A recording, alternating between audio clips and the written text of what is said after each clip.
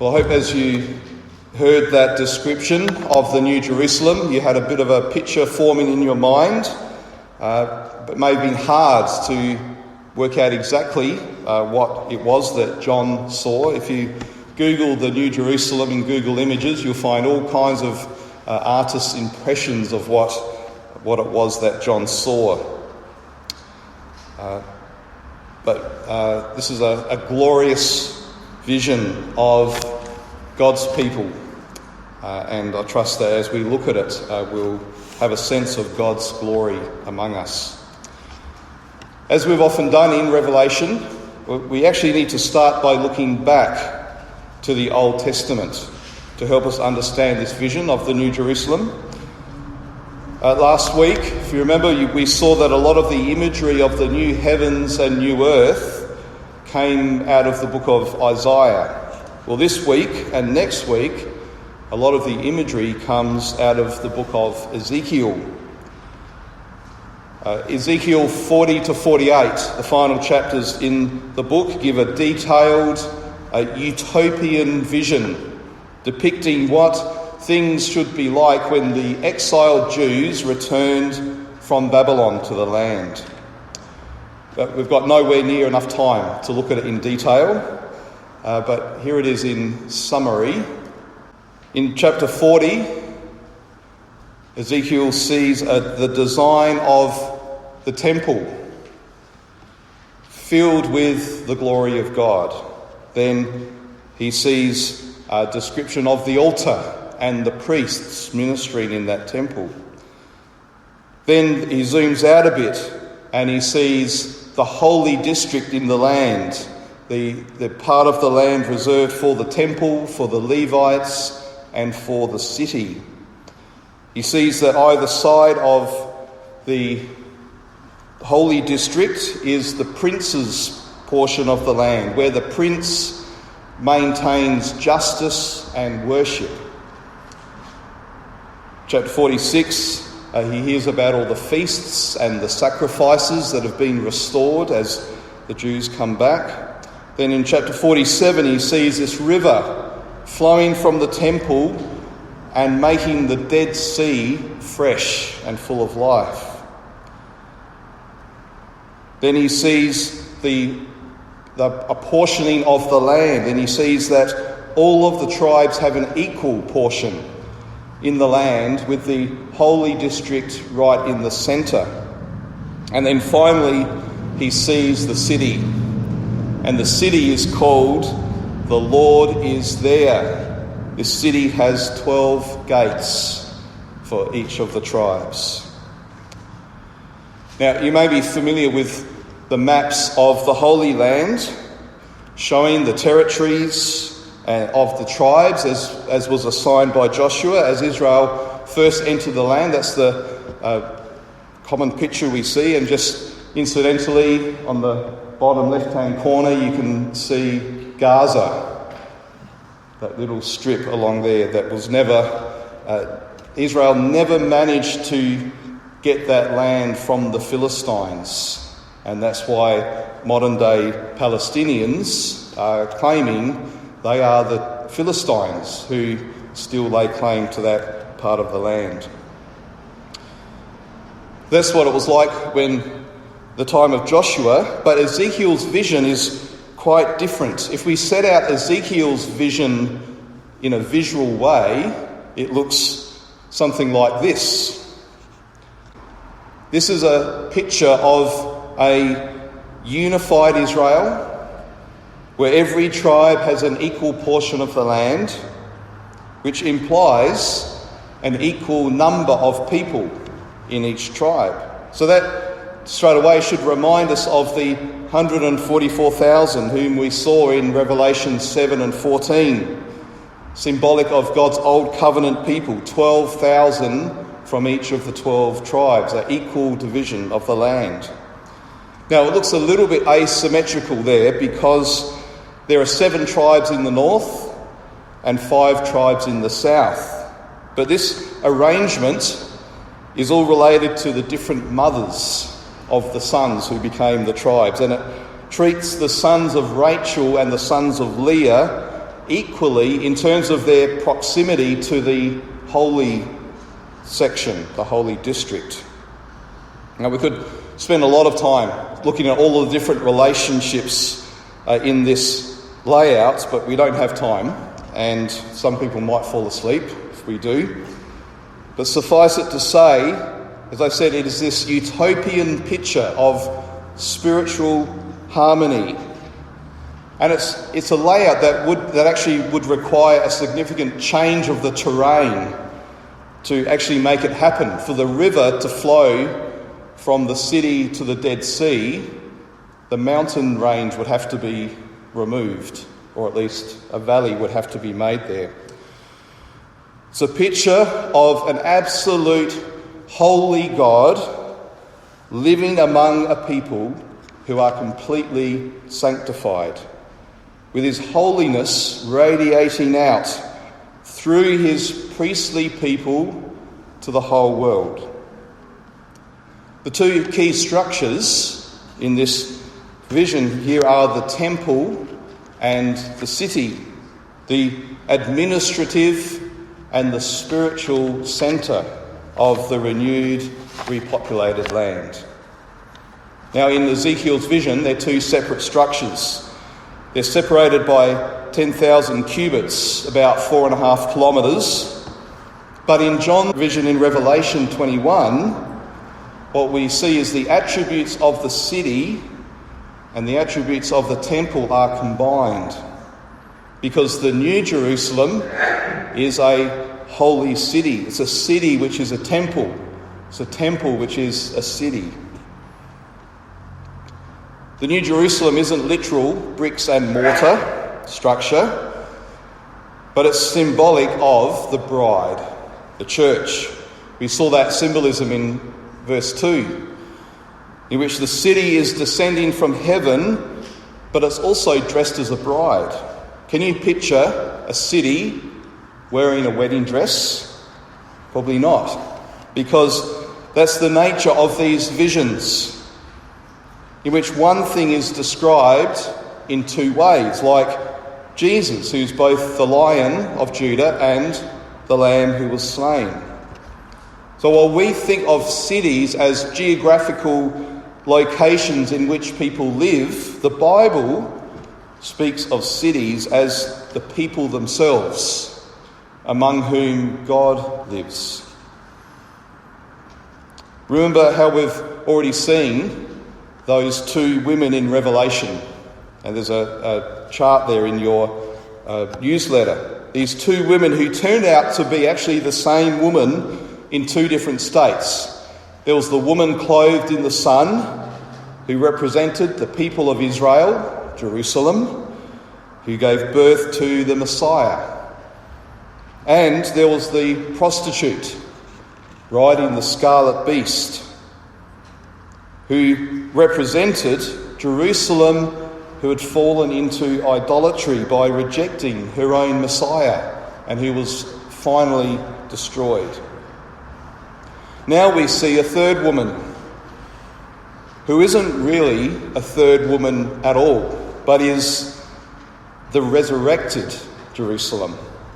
Now that all the idolatry and defilement has been put away by God's judgment, she's raised perfect and glorious, ready to be united to her husband. But the resurrected Jerusalem is in a different form to the old one. No longer is Jerusalem defined by national, ethnic Israel according to the flesh. Instead, she's composed of people from both the Old and New Testament times, from people from every tribe and tongue and nation, those who have their names written in the Lamb's Book of Life, those who are true Israel, not according to the flesh, but according to faith in Jesus. And we'll see this as we look at John's description of what he sees. But first, we need to take note of the one who invites him to go and see. One of the seven angels who had the 7 bowls full of the 7 last plagues. We've met a few angels in our journey through Revelation, but we might ask, why this angel? Out of all of them, why this angel to show John the bride? And John makes it very clear by a threefold use of 7. This angel represents the 7 angels who poured out those devastating judgments of God upon the earth. This was the angel who said, back in 17, "Come, I will show you the judgment of the great prostitute who's seated on many waters." But do you remember what was said about these 7 angels and their plagues? There were 7 angels with 7 plagues, which are the last, for with them the wrath of God is finished. The 7 plagues depicted the final judgment, the completion of God's wrath. So, to use modern terminology, now that the heavens have been renewed, now that the New Jerusalem has come, this angel's role as an administrator of God's wrath has become redundant. It's time for him to be transferred to a new career, to be the tour guide of the New Jerusalem. So it's fitting that an angel who originally poured out God's judgment is now showing us the glories of the bride, because it's through God's action of judgment that he's brought salvation.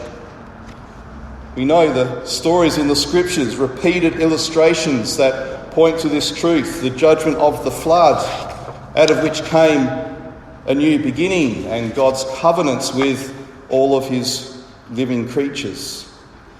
The judgment on Babel, out of which came the nations, and then the covenant with Abraham.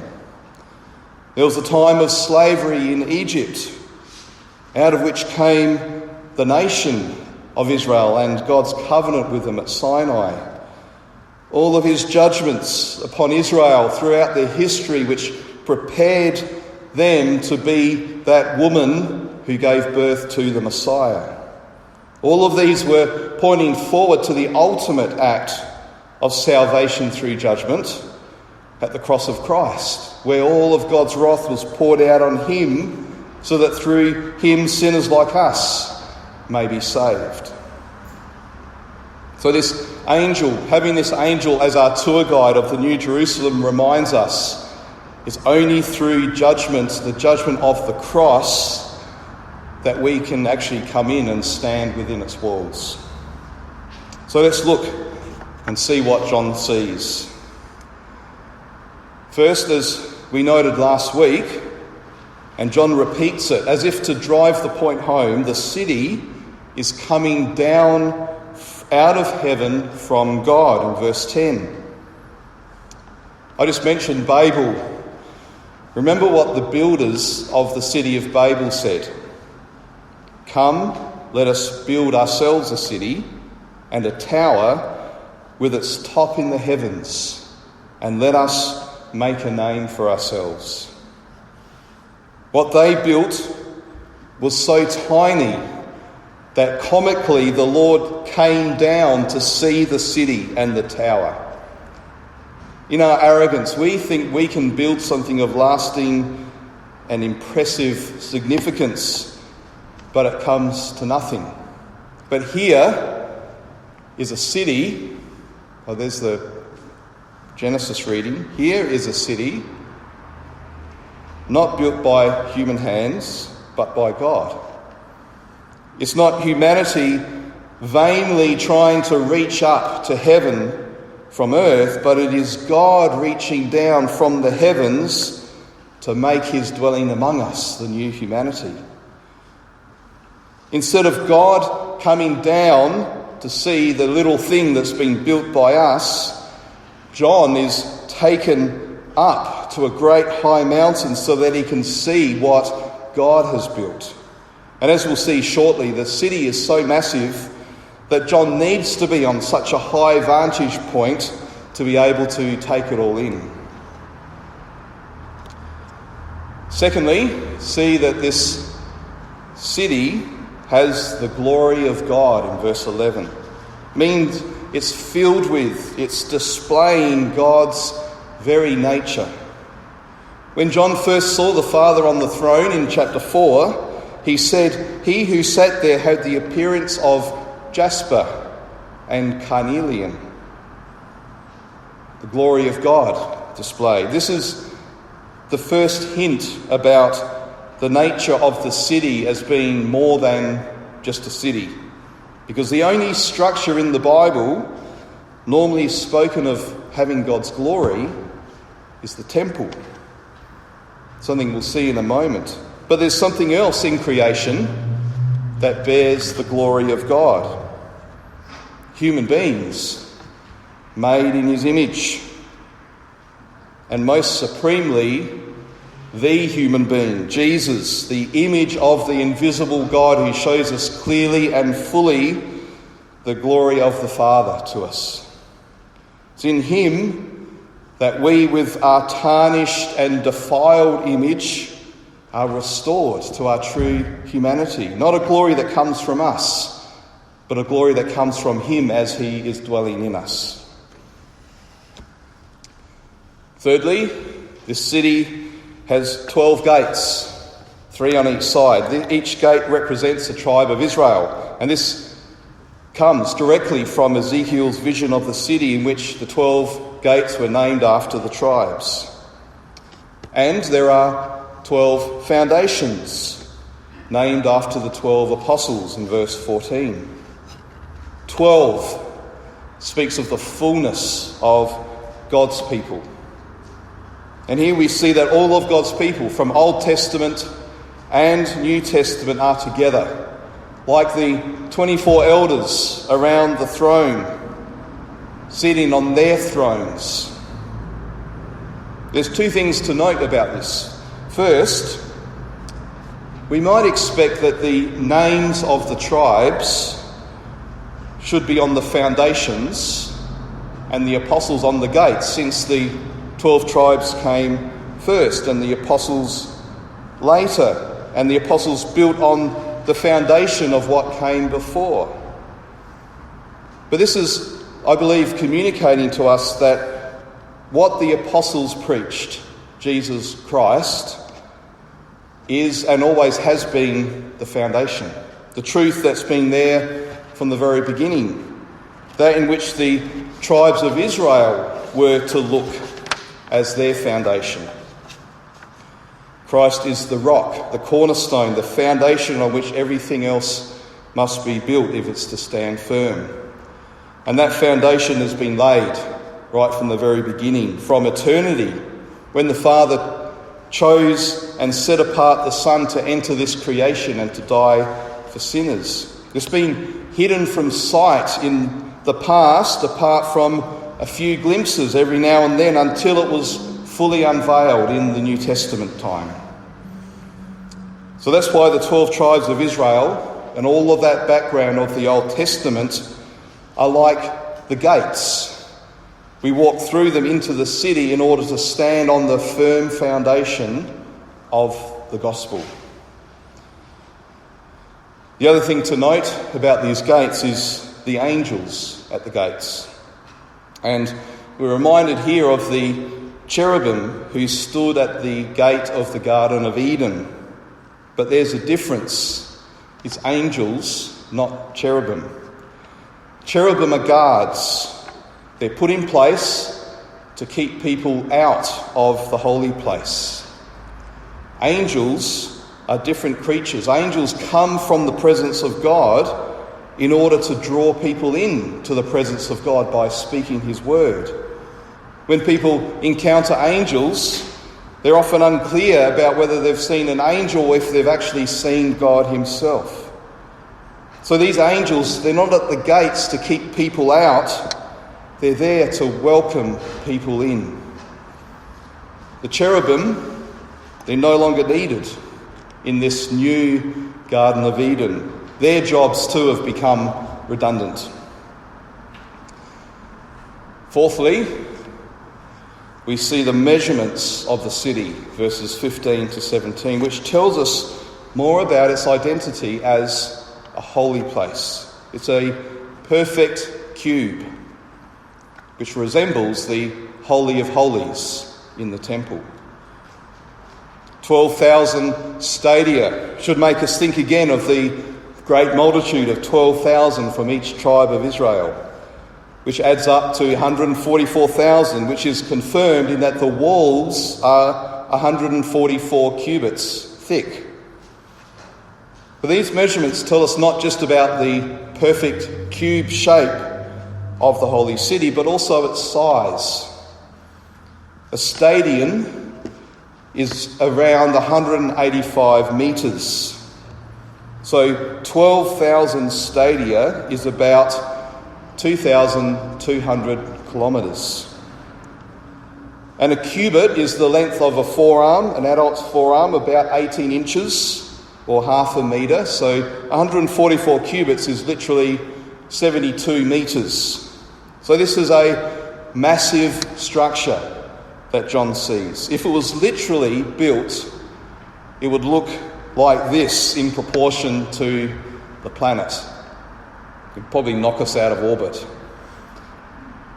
The original Holy of Holies in the tabernacle was 10 cubits square, 5 metres, with walls 1 cubit thick, so roughly the size of a lounge room.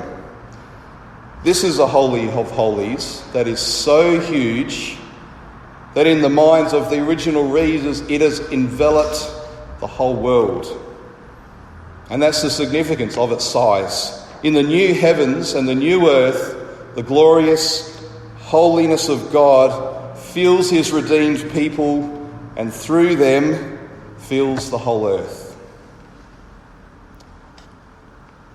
Fifthly, see how the city is decorated, verses 18 to 21.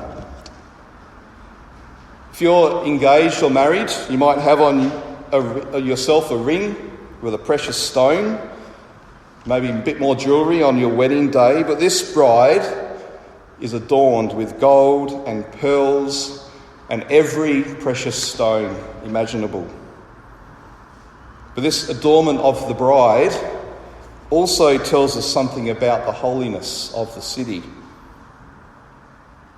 We've already seen the cube shape makes us think of the Holy of Holies.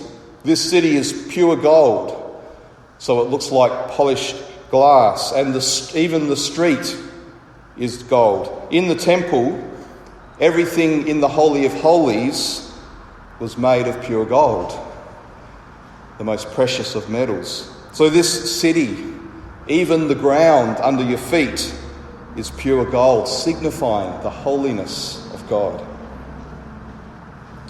These 12 precious stones that are the foundations of the city, they're not just there for looks. The high priest wore a breastplate in which were embedded 12 precious stones, each representing a tribe, so that whenever he went into the temple, into the presence of God, he symbolically bore the whole nation on himself as their representative. So not only is this city absolute in its holiness, it's dressed not just as a bride but as a priest, because the children of the New Jerusalem are a royal priesthood. And there's a little known and often misunderstood passage in Ezekiel, back to Ezekiel, that many think is speaking of Satan, but is actually a description of Adam. Son of man, raise a lamentation over the king of Tyre. So this is a prophecy against the king of Tyre, but he then describes this king who was glorious as if he was like Adam. Thus says the Lord God, you were the signet of perfection, full of wisdom and perfect in beauty. You were in Eden, the garden of God. Every precious stone was your covering: sardius, topaz and diamond, beryl, onyx and jasper, sapphire, emerald and carbuncle. and crafted in gold were your settings and your engravings. On the day that you were created, they were prepared. You were an anointed guardian cherub. I placed you. You were on the holy mountain of God. In the midst of the stones of fire you walked. You were blameless in your ways from the day you were created until unrighteousness was found in you. See how he's described here in this priestly language, adorned with the precious stones, placed on the holy mountain, charged with the role of a cherub to guard the holy place until his fall into unrighteousness. The first Adam failed in his priestly mandate to be the mediator of God's glory to all of his fellow creatures and his fellow human beings, bringing instead sin and death and condemnation. But the last Adam didn't fail. He was the great high priest. He shed his blood to atone for our sin. He entered the most holy place to intercede for us before the Father, and he bears us, like those 12 precious stones, on himself, bringing us in him before the mercy seat, so that we know that we don't just stand in the Father's presence in him, but now that we're restored to our true vocation, our human vocation as priests. If you view your Christian faith as something that's purely for yourself, the only reason you're a believer is because of the good things you receive, or to make you happy or successful in life, or to just make sure you go to heaven when you die, then you're missing the point entirely. Christ has redeemed you not only that you may be a child of the Father, but that you may be free to step up into the vocation that he gives you as a priestly servant. To be a child of God is to be the servant of all. We're filled with all the fullness of God in Christ in order that we might be channels of that fullness to those around us. As someone once put it, we climb the mountain into God's presence in order to be filled from the spring of living water with the lavish grace of God, and then we go down the mountain so that we may share and communicate that grace to others. Whenever we're thirsty, we must come. We must gather, we must hear his word and drink our fill, because we honour the spring by coming with our thirst and being refreshed in its never-ending flow. But we dishonour the spring if we keep the water to ourselves and don't freely share what we have received. We see this priestly temple language continue in the 6th point of the city, verses 22 to 23. The city doesn't contain a temple building, because that which the temple building foreshadowed has now become a reality. God is dwelling with his people. The temple building communicated in a visual display 2 key things to the Israelites. Firstly, that their God was with them, because he chose them by grace. He was among them. But secondly, that God was veiled from them because of their sin. The temple was the closest thing in non-human creation that could come close to representing God. But now, God has come to dwell not in a tent or a brick and stone building, but in the flesh of Jesus Christ. So the building is now obsolete, and with it, the veil.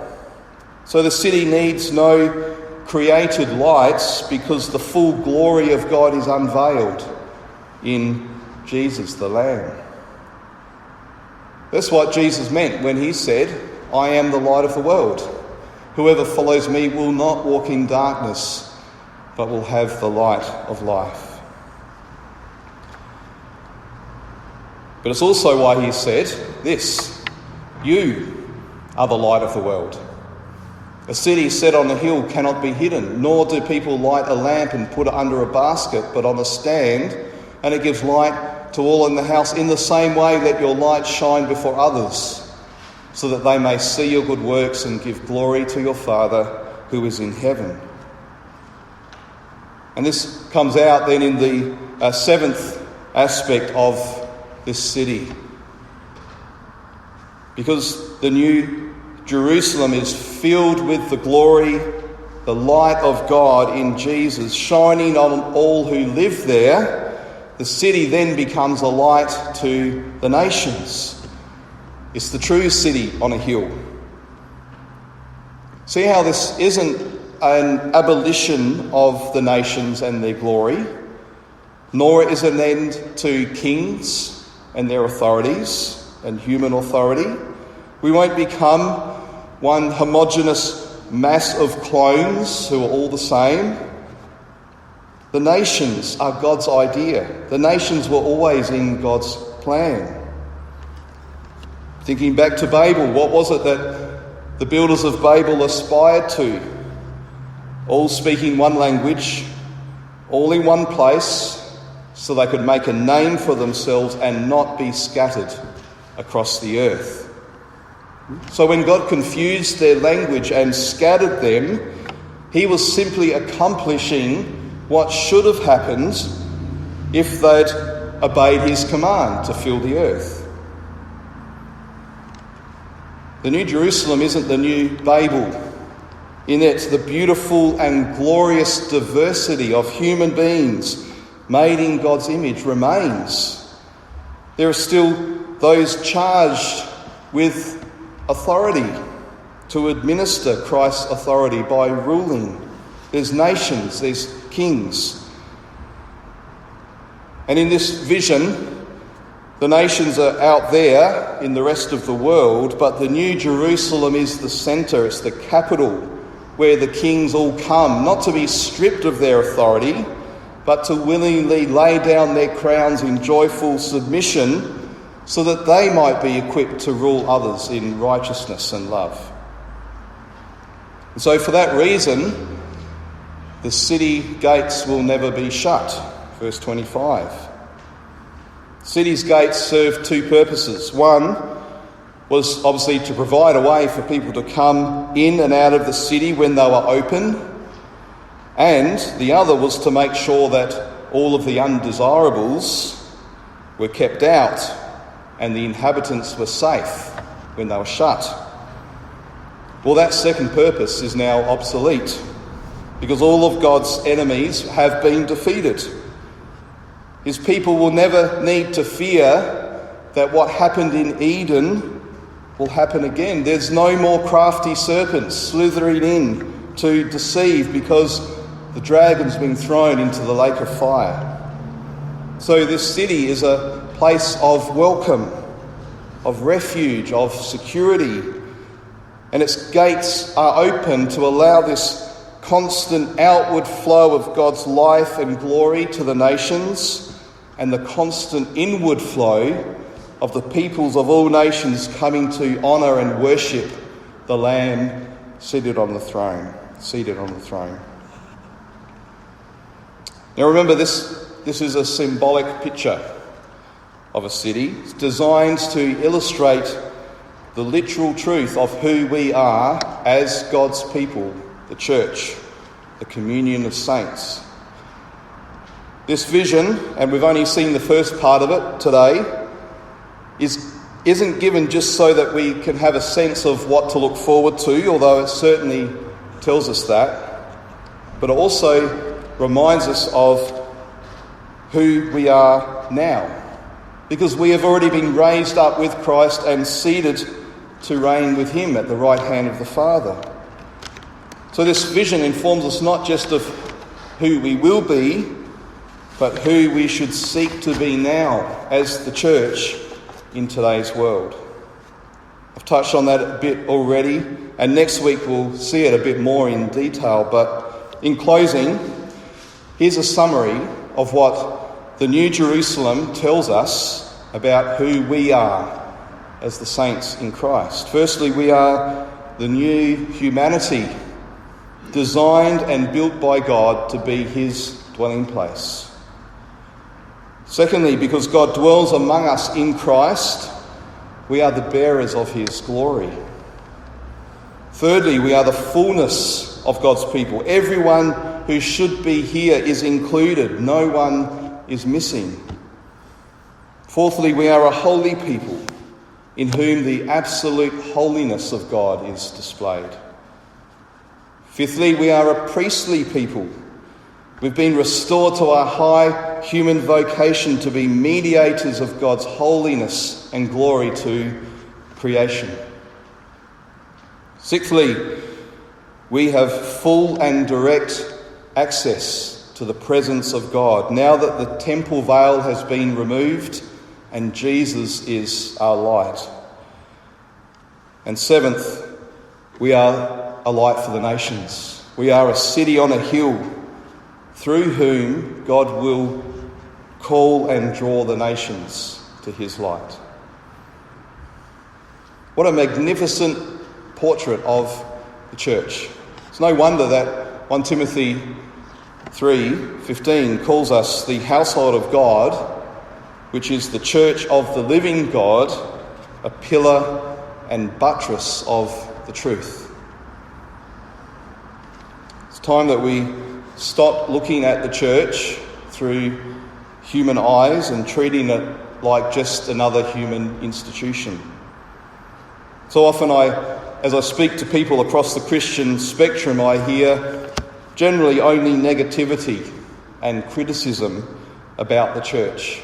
I'm not just talking about the failures and the abuses that have happened in church institutions, but about the church itself. And that flows out of our culture's individualism and our culture's negativity towards so-called organised religion. We shouldn't buy into that narrative that says the church is irrelevant or unnecessary or bad. We should see how Jesus speaks of his people, of us, the church. See how he values and loves us, how he lays down his life to redeem us, not just as individuals, but as a whole, as the church together. See how his plan is to be united with us in eternal marriage as our husband. See the wonderful destiny he has for us in the new creation. The church is the one human institution that will continue from this age to the next. The church is the new humanity. The church is the new Jerusalem.